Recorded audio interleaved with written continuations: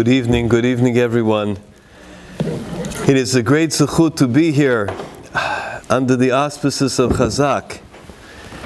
The truth is, there is not a bigger Eloi Nishmat than to have a program under the auspices of Chazak. What they have done in our country, what they have done around the world, is to make a revolution. That revolution, I believe, is waking people up, inspiring people of all backgrounds, all Jewish backgrounds, and I do believe that it has the power to bring Mashiach Tzidkenu. So Chazak should continue Mechayel Ochoyel. Today, we come as a very great zechut, as a great merit for Rachamin ben Esther, Marusa bat Chevtzi.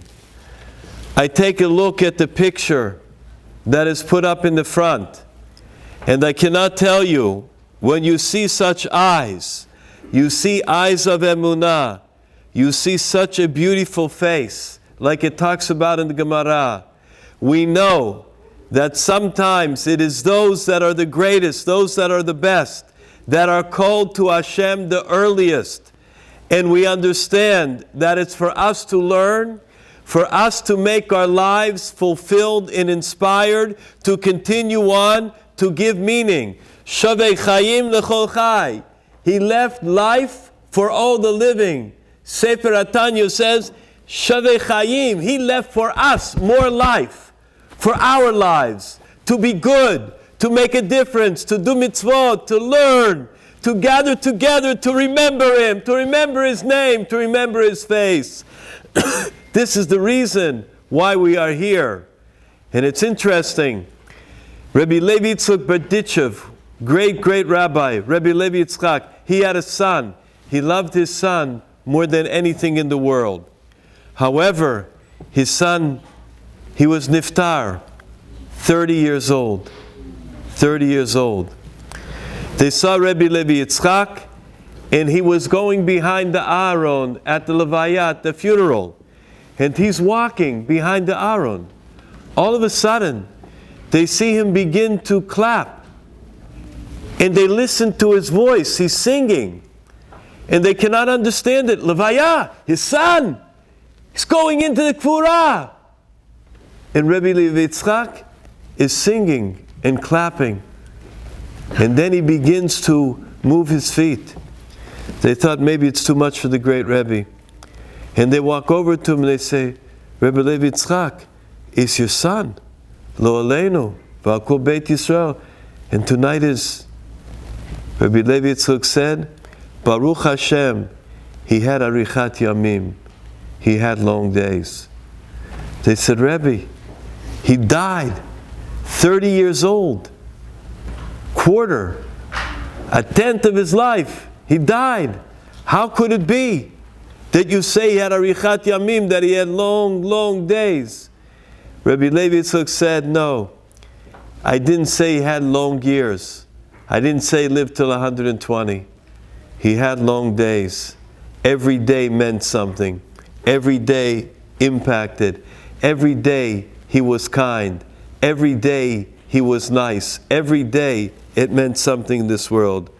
Rachamin, we know right now, as we are all learning together, you looking up to us from Shamayim in Gan Eden, we look up to you and you look down upon us. Ask Hashem that everybody should have bracha v'atzlacha. Ask Hashem that your dear mama, your Abba, should have only good things in the future, that it should be the end of all, any type of a besura ra'ah, chas v'shalom, something that is not good, that they should have many simachot, and we will remember you forever and ever, and Be'ezrat Hashem, as it says, v'kitzu yiranenu shochnei afar, that in the future, we're all going to dance together, that we're going to take you, and we'll tell you what you meant to us, how much you mean to us, and we'll dance again together with Tchiat HaMeitim in the future. This evening, it was a choice to talk about living inspired. Everybody wants to be inspired. Everybody wants to be excited. to be uninspired is a life that does not have meaning. A person has to be inspired to think about our purpose in the world, why we are here, what we're doing, and how I can make a difference in this world. That is an inspiration. That is something that a person can show that they mean to live this life as Hashem wants us to live. I want to start off with that fascinating idea that it says in the Navi. There we learn, there was a great tzaddik, Nehemiah. Nehemiah tried as much as possible to help Klal Yisrael. They were down. It was galut. It was bad. All different things were happening. Nehemiah came and said, wait a minute. It's time to build up. It's time to be mechazek. It's time to strengthen. Time to inspire. And he went from place to place and inspired people. He had a very important mission. There was a person that was very high in the government. He was known as Daryavesh. Some say Karush, but his name was Daryavesh. And this Nehemiah was the Sara Mashkim. He was the one that was the butler for Daryavesh. Can you imagine Nehemiah, Navi, prophet, great man, and he is the bartender. He is the one that brings the drinks to Daryavesh. Everything happened good. Of course, he was loyal. Whatever a person does, they're always loyal. Whatever we try to do in this world, we try that we should do it in the correct way. However, one day something happened. Not every day is it a good day. Not every day is it a happy day. Not every day is a day filled of chizuk. Sometimes, I don't know if you go on the New York subway. You go on the New York subway, so you have to be very careful. By any chance, if you go on, and you might have chas v'shalom brush by a guy, and you hit just the edge of his coat with your coat. He'll, what are you doing? What's going on? Start up a whole major thing. You apologize, slicha adoni, I'm sorry, I'm a humble servant to you. And then b'chesed, maybe you hope that he leaves you alone. Now, that's what happens. That's what happens when a person enters a place where they're scared. Not every day is a great day. Not every day the stocks go up. Not every day I get a yes on the telephone. Not every day do I feel great. Not every day did my boss give me a good word. Sometimes he gave me the opposite. So there are a lot of times. Nehemiah comes in to serve the drink to Daryavesh. He came in to serve the drink. Serves a drink. What is it? All of a sudden, Daryavesh studies the face of Nehemiah, and he realizes that his face is downcast. Sometimes you look happy. Sometimes you look sad. So, Nehemiah came in, and he looked very sad. Daryavesh sees him. Immediately, he begins to get angry. He says to him, wait a minute, what's going on with you today? I see you have a zoev. I see that your face is upset. I see that you're downcast. Why are you doing this? Rashi HaKadosh tells us that what did he think? Because he came in with a face that was downcast, a face that was upset, you want to poison me. You're going to kill me. You're going to be mored b'malchus. You're going to rebel against me. You're giving me a poison drink. Is that what you're doing? I'll take your head off. Says to Nehemiah. Ask the Mefarshim. Unbelievable question. Commentaries ask the question. What's going on? Maybe he had a bad day. Maybe his wife was arguing with him. Maybe his wife didn't feel good. Maybe his son got into trouble. Maybe he had terrible stomach pains, lo aleinu. Why all of a sudden, when Daryavesh sees Nehemiah, he says, oh, you're going to kill me. Mored b'malchut. You want to rebel against me. Why did he say that? Very interesting. Actually, what was going on was something completely different. And we're going to find out in a second. But what we learn from here is that when a person is working for the king, when a person is the Beis HaMelech, you don't have a chance one day to be upset, one day to be happy, one day you're angry. Every day you come in with a smile on your face. You're working for the king. When you work for the king, You don't have a chance one day not to look right. You look wrong one day, he says, that's it, off with your head, take him to the guillotine. And so, we understand that even Nehemiah had to be every single day in the same way, had to come in with the same smile, had to come in with the same bow. Your Royal Highness, how can I help you today? What can I do to be of service to you? The one day that he came in with the upset face, he almost got killed for it. Killed! Because he didn't smile, because he didn't say, how are you? So we see an interesting thing, that a person always has to be b'simcha. But how could you be? We're normal. We're human. Sometimes it comes to tefillah, the beautiful Beit Elio. What a beautiful shul. One of my favorites in the world. The feeling in the ruach here is something absolutely, absolutely special. So I come inside, right? And I come and I sit down and pray. Maybe that day I'm not in the mood of praying. Maybe that day I'm a little bit tired. So I say, man, wait a minute. I start to look in the Siddur. How many pages is it till the end? 220 extra pages for today's slichot. How am I going to make this thing? How am I going to be able to last it out? No! A person comes in to simcha. We're praying. I get a chance right now that I can ask for anything. I can ask Hashem for money. I can ask Hashem good health. I can ask Hashem smachot. I can ask Hashem marriage. Whatever I want, I can ask Hashem. I got to be happy. Could I be sad doing it? So what do we see? That really even sometimes when you want to be a little bit upset, we don't. When you want to be upset, I got to remember, Ivdu et Hashem b'simcha. You got to serve Hashem with happiness and joy. So even during that time, I have to try and be mechazek myself. Now one more interesting thing. One more very interesting thing. Take the moon for a minute. The moon, right? So we go out to bless the moon. Kiddush Levana, and when we go out to bless the moon, we say, Chok Uzman Natan Bahem. Thank you, Lior. Should be a lot of simachot. 2 kosot yain meshubach underneath the chuppah. Baruch atah Adonai Eloheinu melech haolam shehakol niyeh bidvaro.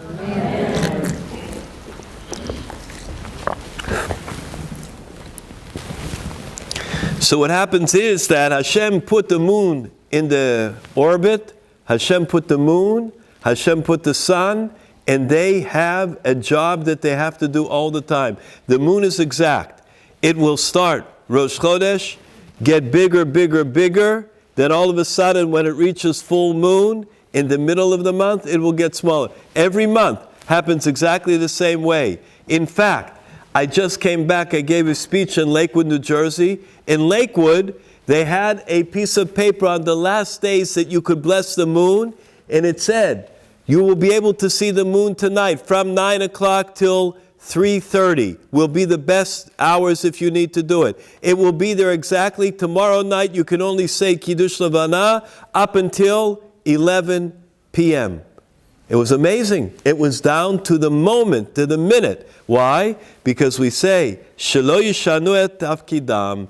They don't change their purpose. They're there all the time. You go tomorrow morning, the sun's going to shine, be a beautiful day.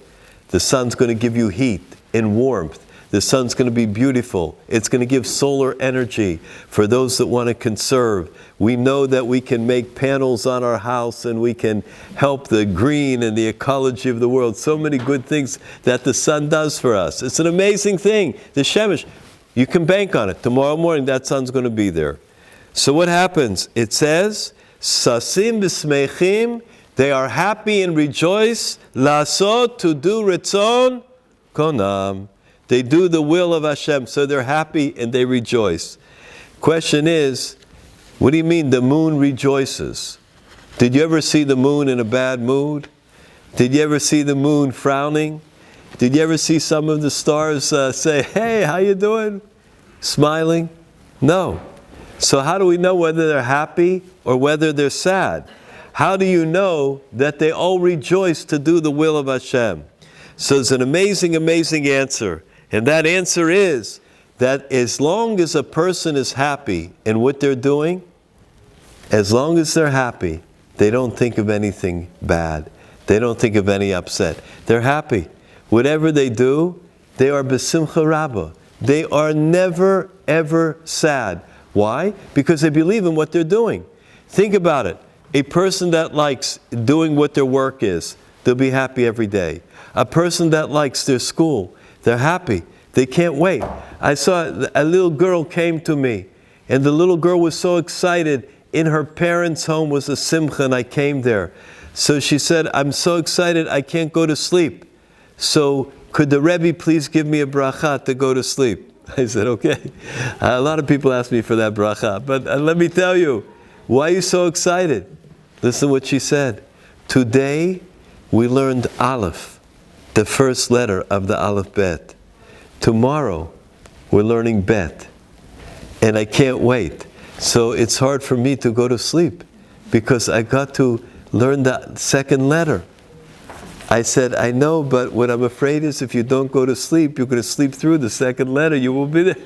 You should try to sleep tonight. And I thought to myself, can you imagine the excitement to learn a letter? A Bet? One part, one letter in the Aleph Bet, and she can't go to sleep. You know why? Because she's pure. Because she's pure. When we talk during Selichot, let's face it, guys, let's face it.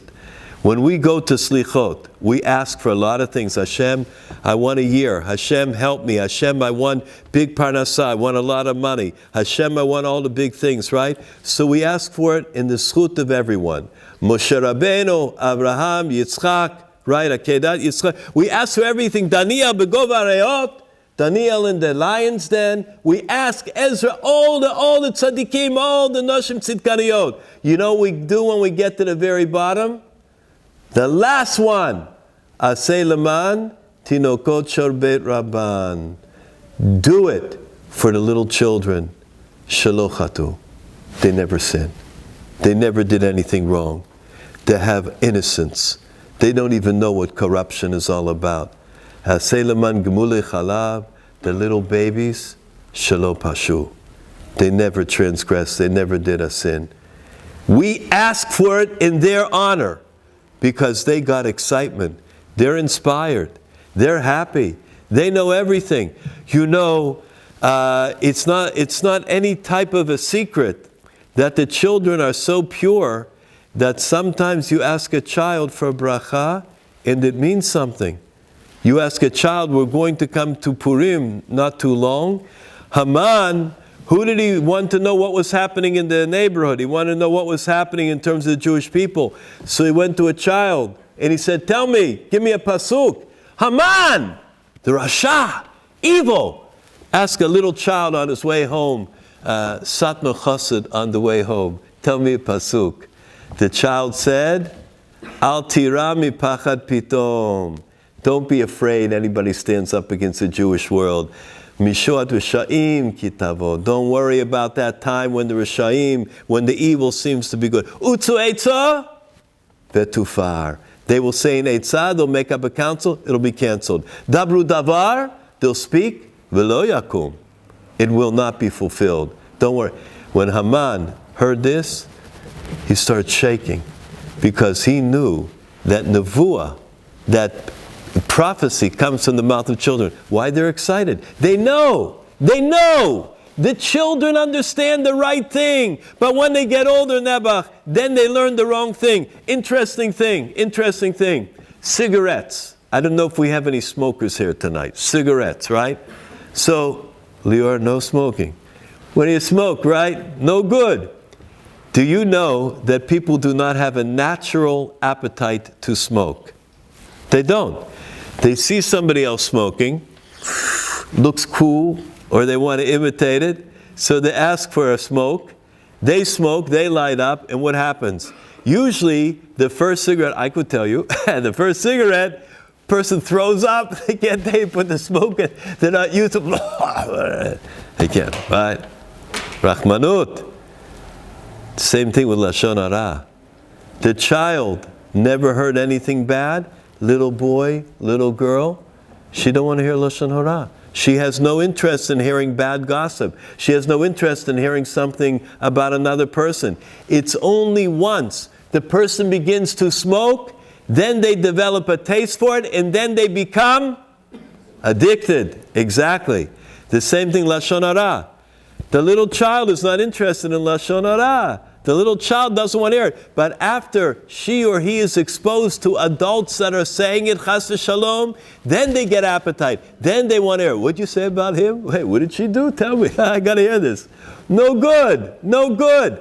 The children are innocent. Ma'aseh shehaya.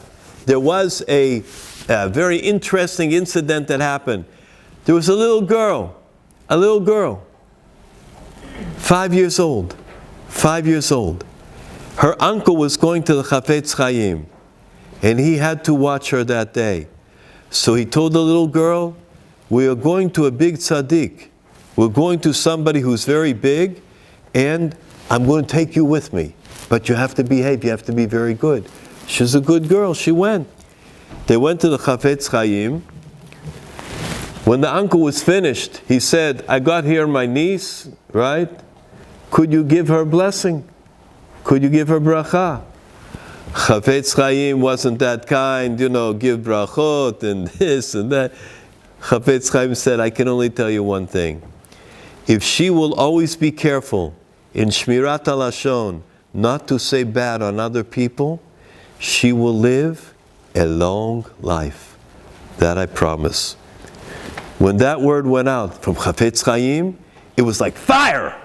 Everybody that heard it from that moment on was so careful. If someone was saying something not right and they saw her walking down the street, right away, end of conversation. People that would see her would check to make sure when she was walking that they were saying the right things, that the Lashon was clean language and everything was good. And so that little girl was careful. That little 5-year-old who got the bracha from Chafetz Chaim was careful. She lived 105 years in this world. That's innocence. That's inspiration. And so when a person is happy, they realize that they are going to be inspired because they're in the house of the King. We are all in the house of the King. We're all in the palace of the King. We can be happy. Hashem watches each and every one of us. We don't even realize it. How much Hashem cares for us, knows what we're going through, knows our pain, knows our upset, knows the things that we want in life. Hashem cares about us, but we don't realize it because we don't make Hashem in some ways real to us. Real feel. Interesting pasuk in Devarim. It says, Hein am levadod yishkon. Hein am levadod yishkon. We are a nation that dwells alone. Israel is a nation that dwells alone. We understand that. How many people stand up for Israel? How many people stand up for Eretz Yisrael? We realize that. We know. Just ask. Ask in the United Nations. They'll tell you all about it. So what happens? Hein am levadod yishkon. We are a nation that dwells alone. Chosam Lublin said, change the word. You can change it. There are a number of different meanings that you can. Am, change it to im. Hein im levadod yishkon. That Hashem dwells, lives with the people that are lonely, lives the people that are forlorn, lives with the people that are upset, lives and dwells together with people that need chizuk. When Hashem sees that somebody needs chizuk, when someone is alone, Hashem goes, puts his arm around them, Hein im levadod yishkon, and says, I am here to give you comfort. I am here to give you chizuk, to give you strength. So we see that just like the moon does the work every day, and the stars do the work every day. Why? Because they realize that they are in Hashem's world, and Hashem gave them a special purpose in this world. So you and I, we also share in that very special time. So I've got to be happy. I'm here on a special shlichut. I'm here on a special mission. A mission to do a mitzvah. A mission to help another person. A mission, sometimes a person calls you up and they're just complaining and you don't want to talk with them. You want to get them off the phone. But it's a mitzvah. Because when you're listening to them, you have an unbelievable zechut. That every moment, when you got that moment to listen, you give them chizuk. Another mitzvah that you have, interesting, mother, father. to try as much as a person can and give chizuk to mother and father, to write them, to call them, to be mechabed them, to honor them, is tremendous. It's an inspiration. We don't realize it. We see a mother and father, what are they going to ask me for now? I can't believe it. It's always me. Don't I have any brothers or sisters that could do the work? They call me every time. It's a zchut when a person is called. It was an old man, used to live across the street from the shul years ago. The old man, I just remember, the guy was over 100, I don't know how long, a really old man. He used to have a home care worker, used to bring him to the shul all the time, used to bring him across, right? And when he would come to see us, so he would always ask for a smoke. Guy's 100 and who knows what. He wasn't allowed to smoke, right? So we couldn't give it. He used to beg, and he knew we didn't give it, but every day ask him. One day, the guy didn't come back for him on time, the healthcare worker. So we were there. Somebody asked him a question like it says in the Gemara, Bameh arachta yamav. How did you live so long? How are you zocheh? You know what he said? My father was a mohel. My father used to be a big mohel. And he was older. It was difficult for him to carry his suitcase with the things that he needed for the Brit Milah. I never let him go by himself. Whenever he had to go to a different city by himself, or he had to travel, he had to walk, I made sure always to hold his bag and to make sure to hold him by the arm that he should be able to go. So he said to us, you think that I'm zochet to be so old for nothing? It's because I gave great honor to my father, to my mother. This, of course, is one example. Another example that I would like to bring up, and is a very special thing, is the mitzvah of tefillin. I want to mention that in particular. Tefillin is one of those mitzvot that it says that a person that wears one-time tefillin in their life is altogether on a different level. Rabbi Levi Yitzchak Berditchev says, in the halacha, it always says tefillin sheberosh, not shalrosh, not on top of the head, but sheberosh. He says in that way, everyone wears tefillin. Men, women, everybody. Because the main ideas are that a person should keep the idea of the tefillin in their head. A fascinating thing happened. I just want to say that there's a lot about it. In the Torah, if you had to make an oath, to make a shavua, to swear. So, you'd have to take a Sefer Torah, hold it, and then say the oath, say the promise, whatever it was. If they didn't have Torah, they would take a pair of tefillin. You could use the tefillin as well. Maaseh Shaya happened in the time of the Holocaust. They had only the tefillin shel yad, not the tefillin shel rosh. Two parts to the tefillin, for the head, for the arm. They had only the tefillin for the hand. Somehow, it made it in to the death camp, concentration camp. Maaseh Shaya. People under the threat, if a Nazi would catch them, in 1 second they'd be killed. To be meniach tefillin, to wrap the straps around the ritzuot, 1 second they'd be killed. No question. Do you think the people cared? They didn't care. It's a mitzvah. It's my life. I'm inspired. If I die for the mitzvah, I die. Many thought like that. They didn't even have the whole pair of tefillin, just the arm. That's the only thing they had. I won't talk about whether it was kosher lemahedrin or kosher or kosher at all. It was a tefillin. All of a sudden, the last guy, everybody else in the line put on the tefillin. The last guy put on the tefillin. Everybody left. He put it on very quickly. Just as he finished, he put his hand over his head to say, Shema Yisrael. Shema Yisrael. Soon he finished Echad, took down his hand. A Nazi standing right there. glaring. You want to see eyes of evil? Eyes of reshut? Eyes of wickedness? That was it.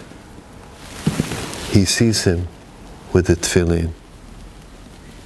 First, he rips them off, puts them on the floor, has with the big Nazi boots, Yemach Shemov Zichron Le'ol Me'ad Mitachat Shemei HaShamayim, starts stamping. With his feet, he smashed the tefillin, not a zecher left. He was so angry at this Jew to do a mitzvah, to do tefillin. He couldn't calm himself down. He took him, with the tattoo? They tattooed everybody to put the number on the arm. He took him to where they tattoo, and he said, "Come here!"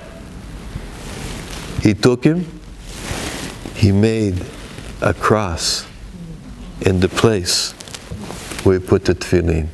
Put a cross. That was it. Tattooed. And he made sure it was on there, but good.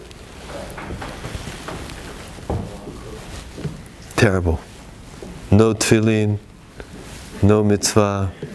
The Jew that was willing to give up his life is walking around ashamed. He survived the war. The Jew with the cross on the arm. There is a halakha. Just bear with me for a second. The tefillin has to be on the skin. It cannot have interruption. But this Jew was very embarrassed. So what he wanted to do is he wanted to have just a small cloth over the cross and then put the tefillin over the cloth so you couldn't see where the cross was. He put the cloth over there. He went to a great rabbi, Rabbi Oshri, and he asked him, "Am I allowed to put the cloth? Because there's a cross there. So, am I allowed to do it?" Rabbi Oshri told him, "No cloth. The cross that you have on your arm is a sign for all the world, all the Jewish people, Avdil, all the non-Jews, to see that there was someone that was willing to give up his life for one mitzvah of anachat tefillin, of putting on the tefillin. Proudly take your sleeve, roll it down, make sure that everybody can see, proudly, your arm, to everybody, that they can see that cross, because it will be Kiddush Hashem for your entire life." And so the Jew, for the rest of his life, put on the tefillin in the place where there was a cross. That to me is something. That to me is the first thing. I really don't care. Do something for Hashem. When a person does that, that's unbelievable. That's inspiration. That's I care. Is it going to hurt me? Yeah. If I'm going to have to do this mitzvah, am I going to have to sacrifice a little bit? Yes. Am I going to have to leave home a little bit earlier? Yes. Am I going to have to leave the office Erev Shabbat a little bit earlier? Yes. Am I going to have to give up? Is someone going to make fun of me because I want to do a mitzvah? Yes. And if I give the money to tzedakah, is it going to be a little bit less at the end of the week for me? No. It will be the same amount. It'll be more. You'll get money. But you got to believe it. Hashem says, I'm waiting for the hakravah. I'm waiting to see which sacrifice you can make. I'm waiting to see what you're ready to hand over to me.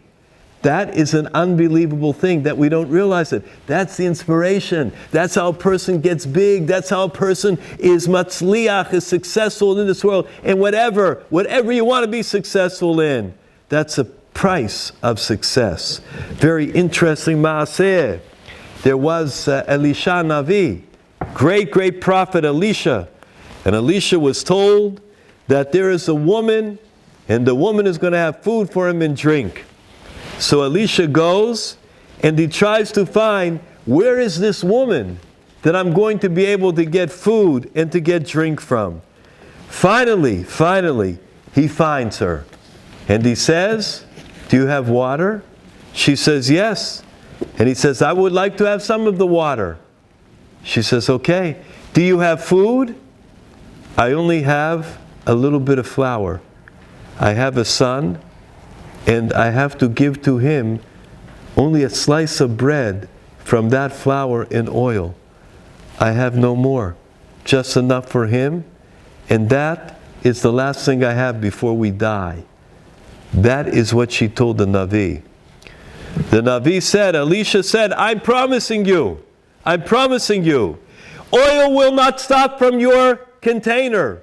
Flour will not stop from your pot. You will continue to have it until Hashem will bring in the bracha, and there will be plenty in the land. It will never, ever, ever be for you days of famine, days of hunger. He said, bring to me a piece of bread. You make it from the dough that you have. You said you have for one. Bring it to me. She went. She prepared it. She believed. She listened to the Navi. She's starving. Her son is starving. But the Navi said, bring it to me first. She gave him the bread. She gave him the oil. He ate it. Then she went back. Nisim v'niflaot, miracles. There was flour, there was oil, there was enough for her, enough for her son, and it never stopped. All those days, she had a source of bracha. And so the commentaries ask the question, why didn't she take the first piece for herself? She got the bread. She had the promise already from the Navi. So why didn't she take the first piece, give it to her son, take it for her, and then the rest, give it out. Give it to the Navi. The answer is, it wouldn't have worked in reverse. First, Hashem wants to see, do you make hakrava? Do you make a korban? Are you willing to sacrifice for the mitzvah? Are you willing to have emunah where you're giving up your first piece and you don't have any else right now, you don't got any other, you give it over? Or are you not willing? Are you saying, first I'm going to take care of myself, then I'll take care of the Navi, the man of Hashem? No.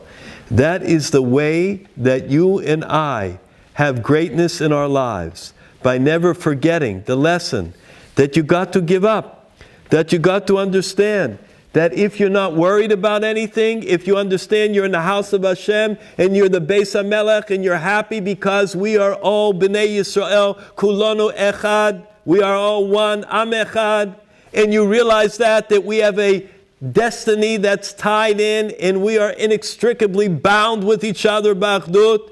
When we understand that, so we're all happy because we're all part of Am Yisrael and there's a bright, bright future for each and every one of us. One more small incident. Everybody knows Rabbi Chaim of Volozhin writes in the Sefer, Ein od milvado. If a person is ever in trouble, if a person is ever upset, if a person ever needs protection, they should say the words, Ein od milvado. Ein od milvado. None other than Hashem. It's from a pasuk, Ataret Ladat. We have a pasuk in Devarim, Ki Hashem Elokim, Hashem is God. Ein od milvado. None other than Hashem. Only Hashem. When a person will say that, they can be saved from anything. And believe me, there was a young man who came back and a young woman. They gave to me 6 volumes from the Holy Land, from Eretz Yisrael. The Sefer is called Ein Od Milvado, 6 chalakim, 6 all different things that happen from people that said Ein Od Milvado. Keep it in your wallet, keep it in your bag, keep it on your sleeve. You have monogram, you put the fancy initials over there, right? So you just do, instead of the monogram, you put Ein Od Milvado, and every time you look at it, Ein Od Milvado. Imagine you do that. That's what you should do, because that will keep it in your mind, it protects you. So, Rabbi Hanina said that there was witchcraft in the times of the Talmud. There was witchcraft, kishuf, and people were afraid. There is a certain power to kishuf, there is a certain power to witchcraft. And there was a witch that came in, and she wanted to do something to the great tzaddik. She wanted to do something to Rabbi Hanina. So what happened was, how she would work is, she would take some dust from underneath the knee. She would take that dust, and through that, she would be able to cast a certain spell and do witchcraft. Rabbi Hanina knew. He understood when he saw that witch walking around exactly what she had in mind. So he said to her, listen, I want you to know, take whatever you want. You want the dust? I'll help you scoop it up so you can have it. You want to try? You will not be able to do one thing. You will not harm a hair on my head. Why? Einod milvado. I believe in Hashem, and you cannot hurt me. The witch tried and tried and tried. She was not matzliach. She could not do a thing to him whatsoever. This is the belief that we have. Only thing a person has to do is remember to be excited and to be inspired for Hashem. Just before we end, I got to share with you, and I say this over Le'iloi Nishmat, the great neshama of Rachamin ben Esther and Marusa bat Hevtzi, is special just to stand next to this picture. Special zechut.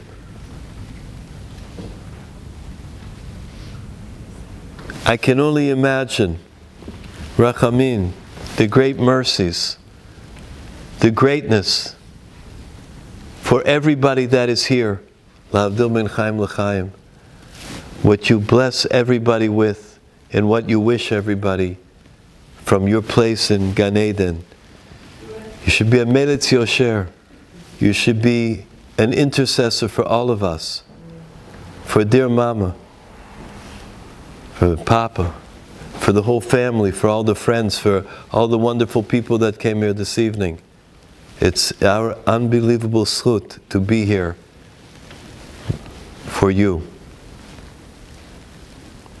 May the family continue on. May chayil achoyil in good health and in happiness and only big smachot, l'orach yamim tovim. The great Rebbe of Apt, Rav Avraham Yeshua Heschel, called the Apta Rav, Apt, A-P-T, Apt.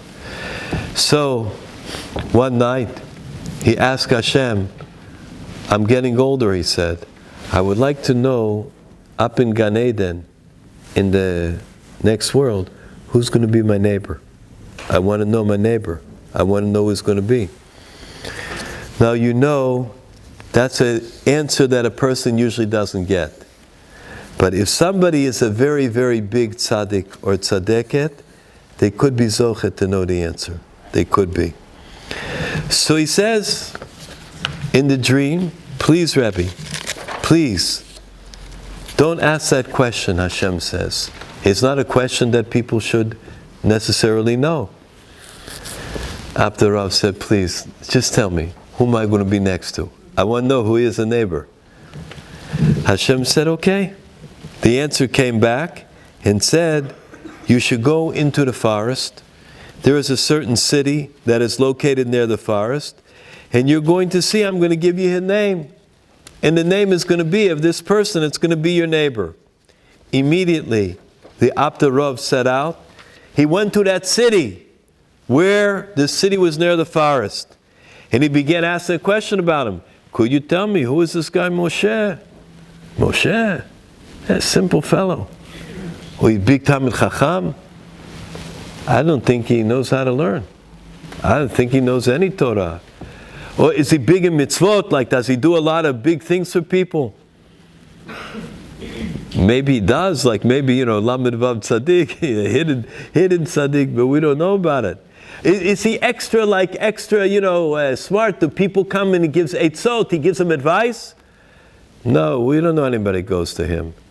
He continued to ask and ask and ask, and finally, Apta Rav became a little bit upset.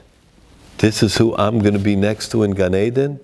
I didn't do anything in my life that should put me in a little higher place. I'm going to be next to him. But still, he wanted to know who he was. So he began to look and look and look, and they said, you know what this guy does? I tell you, he cuts logs. he's strong, he cuts logs, and he's near the forest. That's where his work is. After Rav went, goes in the forest, looking for him. Where's this Moshe? Finally, he finds Moshe, and he's watching him. He wants to know, what does Moshe do? Maybe there's some secret that he does. Mekubal, maybe Sadiq, maybe someone special. And all of a sudden, in the middle of the whole thing, he's watching him. Moshe puts down the log, and he begins shouting, Tameh, Tameh, Tameh, impure. Tameh, and he starts to jump. Tameh, Tameh, Tameh, Tameh. He's dancing, Tameh, Tameh, Tameh. After Rav thinks to himself, it's not bad enough that the guy doesn't know nothing, but he's also a little bit, nebuch, off. He begins to get upset. After Rav can't believe it. Hashem, didn't I do anything my entire life? And this guy's there jumping. Tameh, Tameh, Tameh, Tameh, Tameh. He couldn't take it anymore. Abdurrah said, maybe there's something I don't understand. You never know. He went over to him, and he says to him, Slicha Adoni, I hate to interrupt your whatever you're doing there, but I got to ask you a question. What is going on with the Tameh? So he says, I tell you the truth. My parents were really poor people. They could not afford to take me to a Jewish school. In fact, I couldn't get a Rabbi. And in fact, even when I had one, I couldn't learn anything. They tried to tell me Aleph Bet, they tried to tell me all different Torah. I couldn't learn anything. There's only one word that I was successful to understand, and it went into my head. There's only one thing that my ears were able to put in, and that is the word Tameh. That's the one Jewish word that I know in my entire life. Tameh. I couldn't understand anything else, but now I got it. So every day I dance to Hashem. I got to celebrate with whatever I can give to Hashem. I got one word, Hashem. So every day I come in the forest and I go, Tameh, Tameh, Tameh. After Rav hears it, sees that this guy, whatever he could give to Hashem, he gives. He's a Jew who's inspired. After Rav kisses him, hugs him, and says, this is unbelievable. This is unreal. He's about to leave, and now he's happy. He's got somebody who's going to be next to, who's a Jew, who is on fire for Hashem. But he says, I got one thing I got to tell you though. Tameh does not have such a good connotation, not such a good meaning. Say instead, tahor, tahor, tahor. And he said it to him a number of times. Tahor means pure instead of tameh, impure, unclean. Okay? They thanked each other, they kissed each other, they hugged each other, and he left. He comes back to his city, goes to sleep, and they tell him in Shamayim, they got a great taina. There is a great complaint on the Rebbe of Apt, on the great Apter Rav. What's the reason? Because this man could not understand the word tahor. He couldn't get it. He wasn't able to learn it. Because of that, he forgot the first word, tameh, and he don't do the dance anymore. In Shamayim, they miss it terribly. In Shamayim, this great avodah that used to give such a nachat to Hashem is not happening anymore. And because of that, Rebbe of Apt, you lost your Gan Eden. You don't got it. The great Rav of Apt goes back, finds him in the forest, spends hours and teaches him the word Tameh, Tameh, Tameh, Tameh, until finally he learns it and then resumed his dancing. Tameh, Tameh, Tameh. In this life, Hashem don't ask more than we can give.